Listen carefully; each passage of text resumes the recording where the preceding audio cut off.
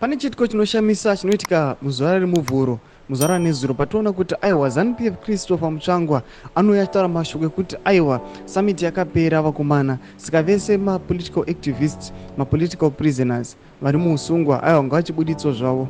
Anouya achitaura mashoko ekuseka, ekugwadzisa ekunyatsa kuona kuti vakomana ava zvinhu zvivaizviitira maone. Akabohwa vanhu. Sana mina mashoko anobuda achitaura subscribe like turn on the bell icon. Tivina ndomonyekwa muchinzi.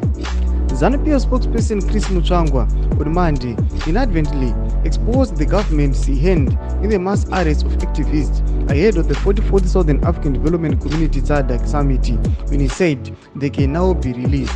Mutsvangwa told journalists in Harare that now that the summit is over, there is no need for continued incarceration on activists who are arrested. There is nobody to watch them and no foreigners to watch them. We will release them because they are in expense to the state. The Sadc Summit was held in Harare at the weekend. The government claimed activists were planning to protest to disrupt the event.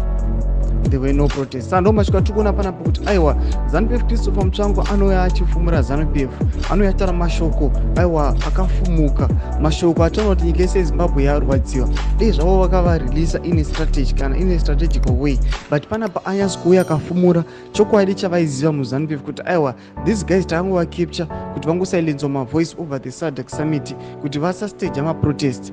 Panapa chitiko ichi chiri very critical nekuti taunyatsa kuona kuti aiwa ubrutal hakusisiri hwemapurisa chete but watova brutality yeZANU-PF. Vakomana vakaholda mapositions muZANU-PF ndo vakomana vari very very dangerous. Tudze mafungiro enyu mari kudiva musoro pechitiko ichi mina kumesekishe medu. Subscribe or like and turn on the bell icon.